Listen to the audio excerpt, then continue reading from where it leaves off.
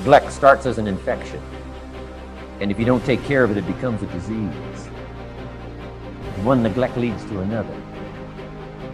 And the worst of all, when neglect starts, it diminishes our self-worth, our self-confidence, our self-value. It's easy to take the easy option. It's easy to rationalize. If no one around you is living at a high level, no one around you is achieving at the highest level, it might seem okay to take it easy. It's easy to get in a big, average, miserable rut. What's not easy is putting in the work when you don't feel like it. What's not easy is continuing to raise the bar when everyone around you remains the same. Not one's life is ever easy. How did you ever think you were ever going to make any progress? You can make this your time. You can take control of the life you want to live. Have the authority to know what you need to change, to know how to change, and then to take action. Have discipline for yourself into progress. Switch your routine. Good people can't really handle them on the level that someone who's great is. So you're praying for greatness and a problem comes and you're running from the problem. You don't understand that it is in solving the problem that you become wealthy. You don't understand that when you solve that problem, you solve something that 2 other million people couldn't solve. And so once you solved it, that solving the problem elevated you.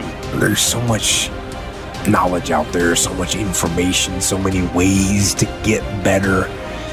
And we make so many mistakes. We're the product of our mistakes. And oftentimes the lesson is sitting there right in front of our face. It's there to be learned, but we miss it, or we don't pay attention to it, or we think we know better until it punches us in the face. Be confident in your ability to overcome any challenge that comes your way. Why? Because your level of confidence is going to determine what you strive for. If you don't have confidence, what you'll do is you'll see something that you want, but you won't go for it because you'll tell yourself, I'm not cut out for this. I'm not good enough for this. I don't speak well enough for this. I'm not credentialed enough, or I'm not qualified enough. And what you're doing is holding yourself back. Think about, how can you do something different? We decided to take a risk and be different. So how can you be different in your category, in your career, in your field of interest, whatever you're doing? How can you purposefully choose to evolve and do something different? Because that's a risk.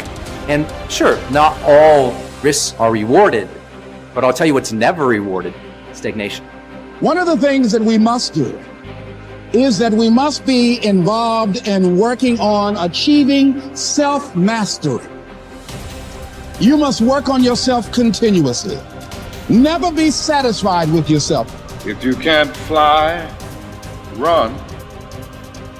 If you can't run, walk.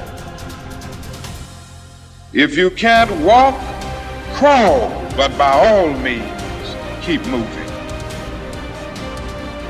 Part of the reason that people go watch anti-heroes and villains is because there's a part of them crying out for the incorporation of the monster within them, which is what gives them strength of character and self-respect, because it's impossible to respect yourself until you grow teeth.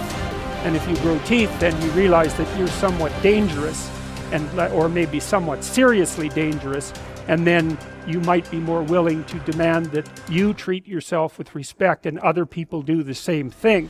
And so that doesn't mean that being cruel is better than not being cruel. What it means is that being able to be cruel and then not being cruel is better than not being able to be cruel.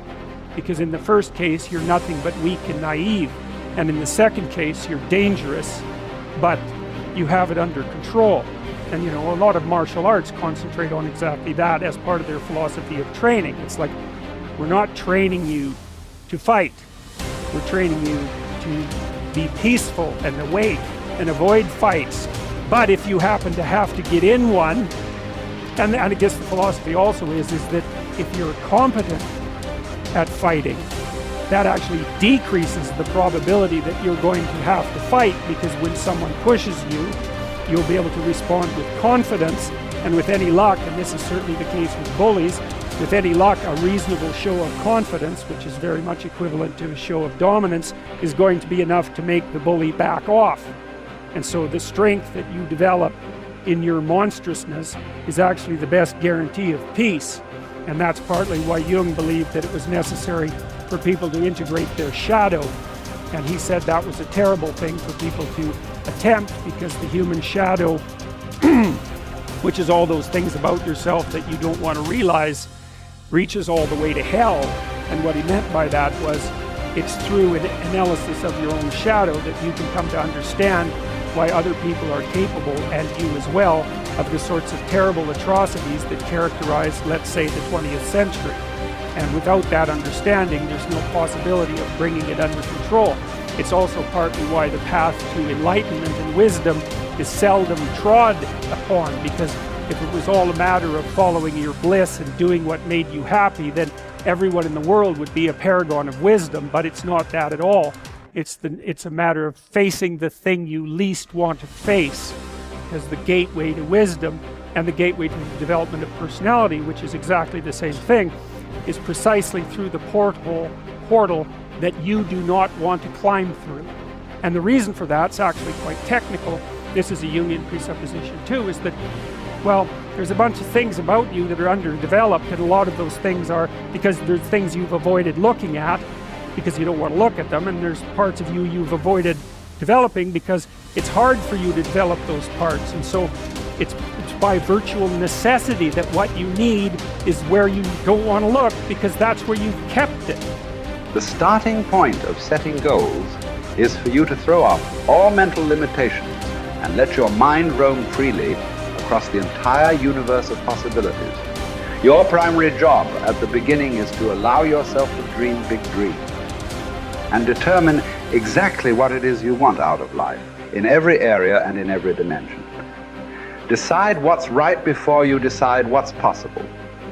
Imagine that you can be or have or do virtually anything that you really want to, as long as you know exactly what it is.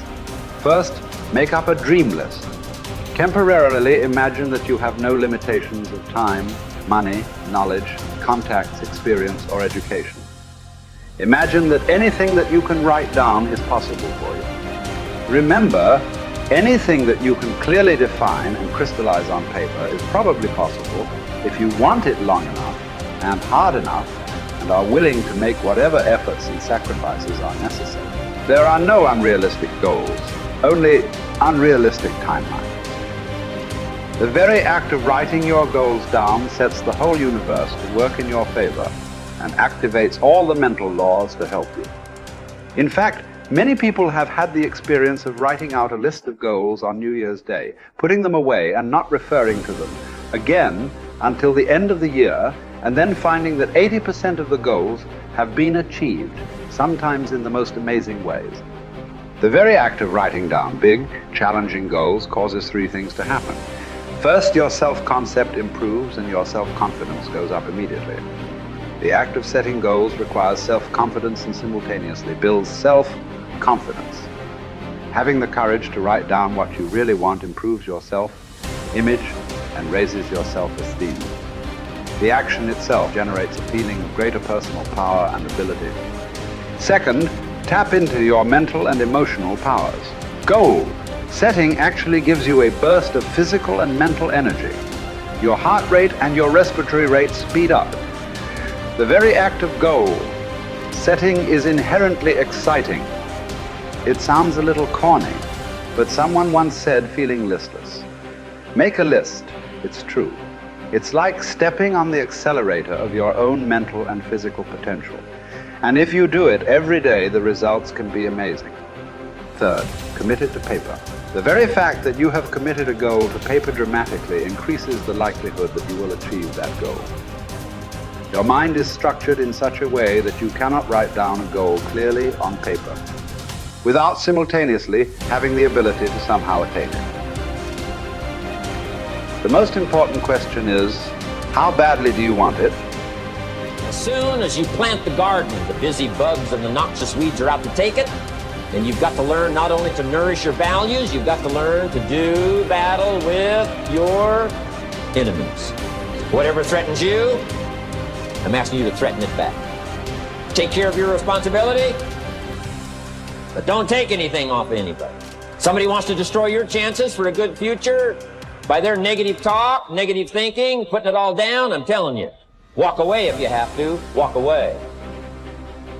Whatever threatens you, threaten it back. Whatever threatens your opportunity, threaten it back. Now, some of our enemies are on the outside, but here's the most important thing to understand. Some of our enemies are on the inside. Let me give you a quick list. Indifference. You got to do battle with your own indifference. Boy, it's easy to coast, especially if you've accomplished something, extraordinary. Now, somebody says, I got to relax. Here's the key. Not too long. The weeds will take all you plant if you rest too long. Don't rest too long. Indecision. You got to make those decisions. The ones that don't turn out to be good gives you experience to make better decisions. Don't let much time go by without making some decisions. The ones that you can make quickly, make them quickly. The ones that take time, take your time. But get those decisions made. Don't let indecision be an enemy, rob you of the future, empty your bank account, leave you with zero in the purse. Don't let that happen. The next one is doubt. But I'm asking you not to pick up all those doubts.